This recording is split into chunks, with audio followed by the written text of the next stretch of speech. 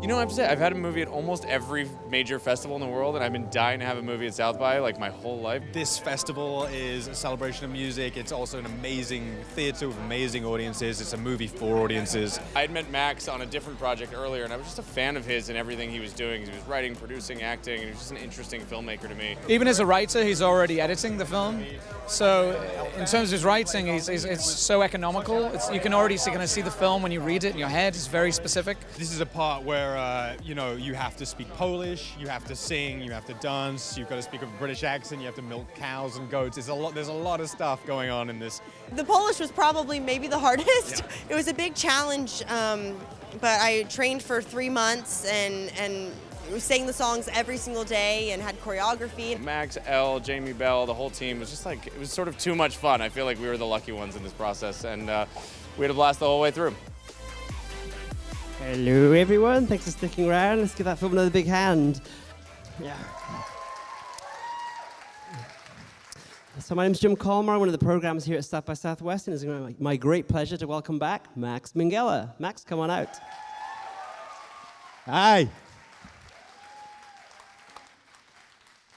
Thank you guys for sticking around. I'm going to bring out the people who really made this movie. Starting with the brilliant, the singular Elle Fanning. Elle Fanning.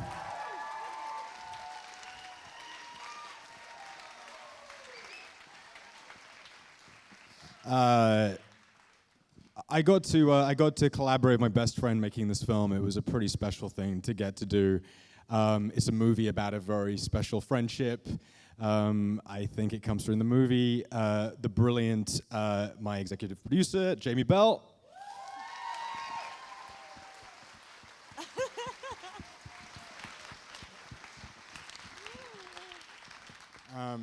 As you can see from watching the movie, it's an ambitious project, which had all of this music was in the script, and there were subtitles, and we were young filmmakers, and somebody took a chance on us and believed in us, and truly is the reason that we're all here today. He did so much work on this film. He committed so much. He took so many risks. I'm endlessly in debt to our producer.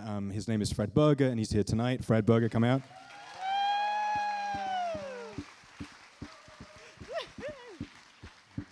Thank you, guys. I also want to say a quick shout out to Michael Constable, who's here somewhere. He's our line producer. I don't know how he made this movie happen and work in the way it did. He did somehow. I love you. Thank you.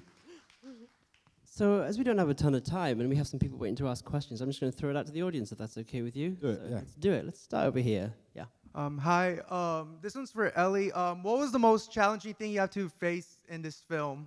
Also, you were amazing, and I loved your singing. Sorry, I'm a bit nervous.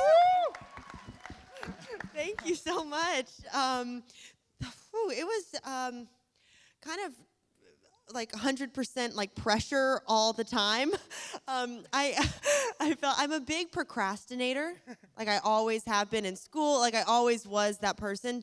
And with this, you can't really procrastinate so much. So I had to, the 3 months before I was with Marius DeVries, who did the music. He was just a music supervisor, and he was like my Vlad.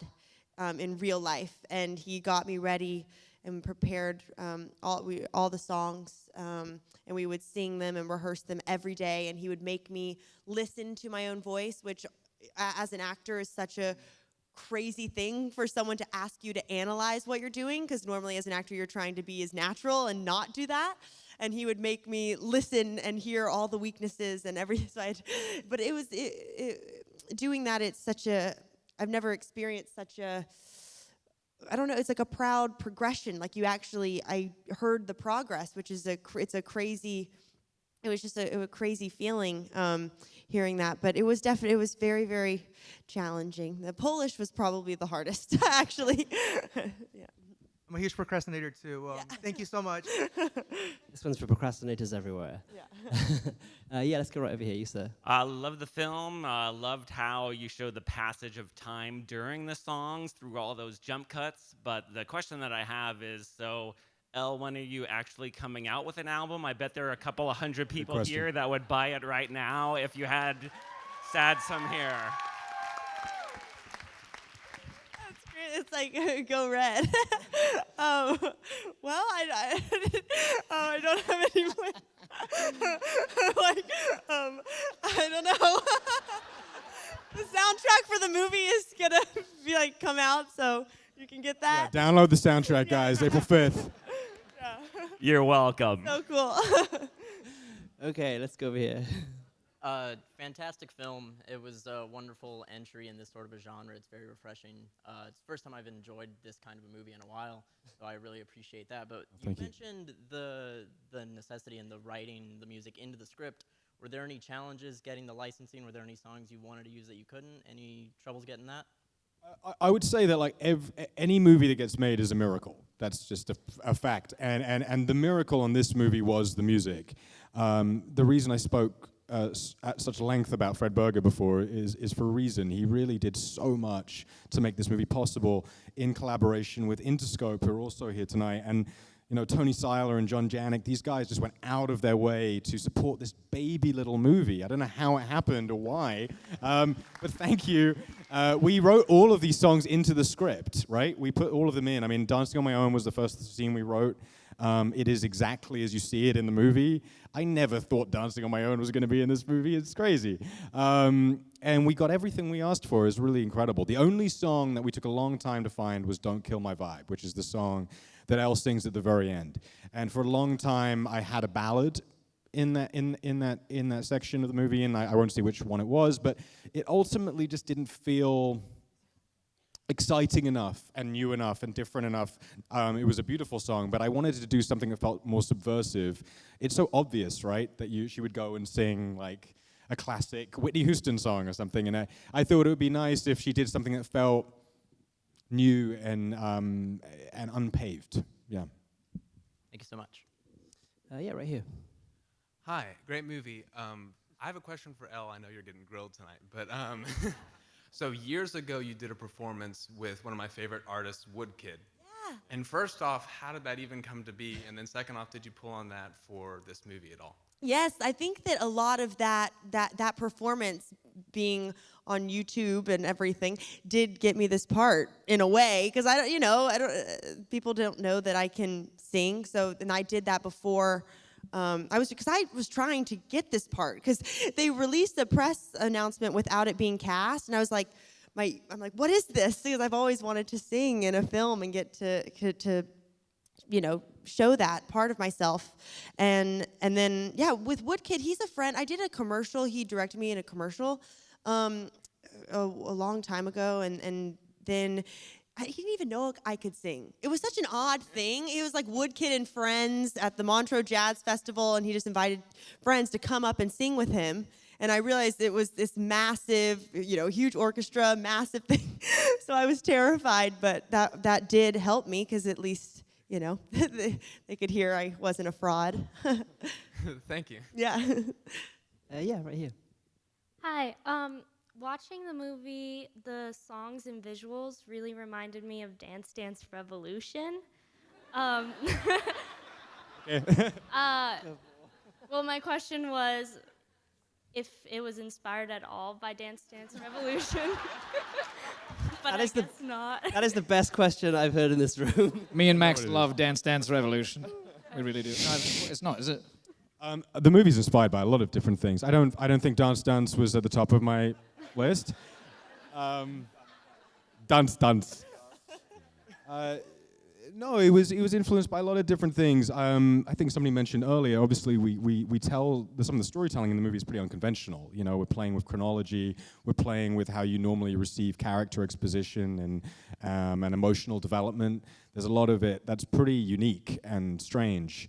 And I wanted to make sure that around it was a structure and a story that we could cling on to and invest in. And I was really excited about the idea of taking a very classic kind of fairy tale story and then doing it in a way that felt completely different. I still can't believe there's like a scene in the movie where, young Violet sees her mother committing an adulterous act in the middle of her first audition for a pop sing competition movie in a movie for teenagers. It's a pretty unusual thing to get away with in a movie, and I think I got away with some of that stuff because we had this fairy tale to kind of save ourselves. Yeah.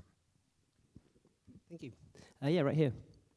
I work in marketing and distribution. I'd like to talk to somebody from Bleecker Street afterwards then about some options. You Second, have a question? Max, please talk about Vlad. The inspiration for the character, is this based on a real person you knew? And most importantly, does Vlad ever reconnect with his daughter? He did at the end. No, great question. So I wrote this part for Zlatko Puric, who plays Vlad. So is he inspired by anyone? Yeah, he's inspired by Zlatko Puric, who plays the part. He's just an amazing person, right? He's so unique and exciting, and you know, if you guys responded to him tonight, that was the reaction I had when I saw his work initially. I thought he was so specific, and if you're going to do this kind of fairy tale thing, and you're going to have this mentor relationship, it felt like a specific way of doing that felt different. He brings so much heart to it. When you're doing a movie with a much, much older man and you know, a teenage girl in the film, it's a tightrope, right? It could be a fucking shit show, and because Zlatko is completely without anything lascivious. There's nothing lascivious about him. He's full of heart. He's a kind person. It all comes through, and I'm so grateful that he's in the movie. I can't believe it. Every time I watch it and he's in it, actually in it, it blows my mind. So thank you for bringing that up. It's an amazing performance. Yeah. Hi. I love the film and the music, but I just want to know, like, the inspiration behind why you chose the music. Like, was it your favorite, or was it around the narrative, or kind of? Freddie should answer this. Yeah. No one wants to hear my voice. No, you. I didn't like most of the songs that he selected. I was like, I don't get it. I'm not getting it. But I've just sat and watched this movie. I mean, I've seen it many times. Actually, it's the first time I've seen it. Well done. Yeah, it's a good film. So I was slightly confused about why these, because they're kind of interesting, melancholic songs. They're kind of slightly left of center pop songs, at least from my understanding. Maybe I'm in the minority here, but I didn't really know many of them. So as I was reading the screenplay for the first time, when he was looking for something to direct, I wasn't connecting with any of them really. But now I see it all now. I see why. I see the kind of through line of this tone, this feeling. I understand it now. I have no idea where it all came from and why you chose those and why those were so affecting to you. But you should answer the fucking question. Jesus, I'm out. Don't work with your friends. This is. I am obsessed with movies. I really am. That's. I love things that are cinematic and like trigger my imagination. And pop music, for whatever reason, is deeply cinematic to me. It makes me spiral in my subconscious. And that's what I think this movie is supposed to be an embodiment of, is that feeling. I started with Dancing on My Own. That's the only way I can answer the question. I started with that scene, and I wrote it as you see it. And I thought, how do I then, what's the movie around that sequence that justifies this? And it was important to me that the music was cohesive. Yes, it's very much to my taste. Like, this is all the music I listen to, and I love this music. But there's different kinds of music I listen to as well. It just felt right for this story. It felt right for this character and who this person is. I love this dichotomy of the sugar coating and then something much darker and more complicated inside. And I think that's what the whole movie is striving for. Yeah. Thank you. Yeah, right here. Yeah, it was a great performance. It's very appropriate for South by Southwest. One of the big things that I had a question about was the father in your life, the necklace. Obviously, he's still alive because he may have been watching, but you took it off at the end. What is the significance? Can you give us a little bit more insight on the father and what happened? Or I mean, it's something that I want people to sort of impose themselves on. I'm not interested in movies that tell you what to think, so I'm not going to answer the question because I'd much rather know what you thought about it. Those are the kind of films I respond to. It's not very American, to be honest, to tell stories that way. It's a pretty European thing, but I'm European, and I like movies that allow me to engage with them and have a dialogue with them. Those are the films that I've loved and connected with the most. One of the filmmakers, I'm sure we all love this filmmaker, but I'm obsessed with Wong Kar-wai. He was a huge influence, especially in my childhood. And I'm half Chinese. I come from that culture. It's like a certain way of using visual language to suggest things, and and allow the audience to have like an emotional relationship with the way the story is being told, kind of like reading a book or something. Like I love that. There was a dead character in an earlier draft that we got rid of. Somebody take away Jamie Bell's mic. We never went to shooting with a dead character though, ever. The way I take it is, fuck you, and I hope he was watching. Well done. Yeah, baby. That's the right answer. So I'm afraid we just have time for one more question, so let's go over here. So he kind of took the words right out of my mouth with that question, but I know you spoke a little bit earlier about how you originally thought of having a ballad in that ending song. So, like, were you thinking of that character and kind of like the resemblance of like the symbolic meaning of he hasn't been in my life, it doesn't really matter, when you kind of were picking out the new ending song with Don't Kill My Vibe and saying that he has no significance in her life anymore?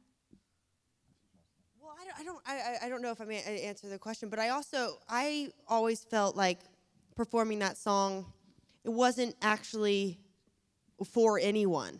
Like, I think it was just for herself. Like, she's like, I'm taking it off because this isn't even for you. I don't care if you're watching. Like, this is just almost like she was dancing in her room earlier before. She needed, it's very angry and very visceral, but also for me, like, I felt like performing that, we had like one day and we just did that, and each time, I almost wasn't even doing it for anyone else. It was like odd, like internal, and I think probably maybe in situations like that when you're on a stage and it's so bright and you can't see anyone, it almost feels like you're just alone up there. So instead, I don't know what, the intention can be anything, but I think it's more like it doesn't matter. I'm just gonna do this, and then she wins because of that. But I don't even think she was trying to win at that point. I think she just needed to get it out. If that makes sense. Well, thank you. Thank you. Well, I hate to be the bad guy and wrap this up, but I'm afraid we have to say goodbye. But I just want to say thanks so much to LZ Entertainment and Bleecker Street, and thank you so much for this beautiful, amazing stuff. Bye. Thank you very much. Thank you guys for coming out. Thank you. Thank you.